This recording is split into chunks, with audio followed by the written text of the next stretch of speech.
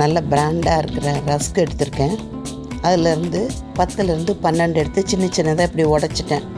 மிக்சியில் பல்ஸில் 3 பல்ஸு விட்டிங்கன்னா நல்லா இந்த மாதிரி பொடி ஆயிரும். அதோட ஏலக்காய் பொடி சேர்த்து வச்சுருக்கேன். ஒரு 3 டேபிள் ஸ்பூன் நெய் எடுத்துட்டு அதில் கேஷ்யூவையும் கிஸ்மிஸையும் நமக்கு தேவையான அளவுக்கு வறுத்து எடுத்து வச்சுக்கலாம். ஒரு தட்டில் மாற்றி எடுத்துட்டேன்.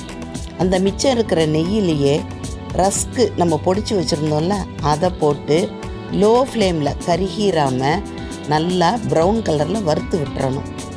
ப்ரௌன் கலராக மாறின உடனே அடுப்பை அணைச்சிட்டு அந்த சூட்டிலேயே இன்னும் கொஞ்சம் நேரம் கிண்டி விடலாம்.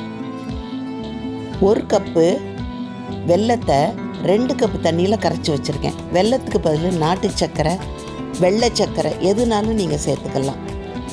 கொஞ்சம் கொஞ்சமாக அந்த வெள்ளை தண்ணியை இந்த ரஸ்க்கு பவுடரில் விட்டு நல்லா கிண்டிட்டு அப்படியே எல்லா வெள்ளை கரைசலையும் இந்த ரஸ்க்கு பவுடரோடு சேர்த்துடலாம். ஒன்றோட ஒன்று கலந்துடணும். இது கட்டியெல்லாம் படாது. கொஞ்சம் நேரம் நல்லா கிண்டிக்கிட்டே இருந்தீங்கன்னா இந்த வெள்ளை தண்ணியில் ரஸ்க்கு பவுடர் நல்லா ஒன்று சேர்ந்து வந்துடும். இது வரைக்கும் நம்ம அடுப்பை இப்போ தான் பற்ற வச்சுக்கலாம். பற்ற வச்சதுக்கப்புறமேலு லோ ஃப்ளேமில் வச்சு நல்லா கிண்டிக்கிட்டே இருக்கணும்.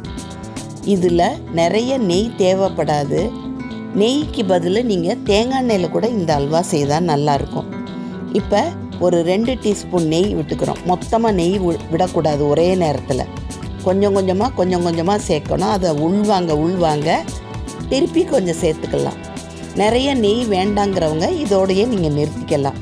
இப்போ பாத்திரத்தில் ஒட்டாமல் நல்லா சுருண்டு வருது.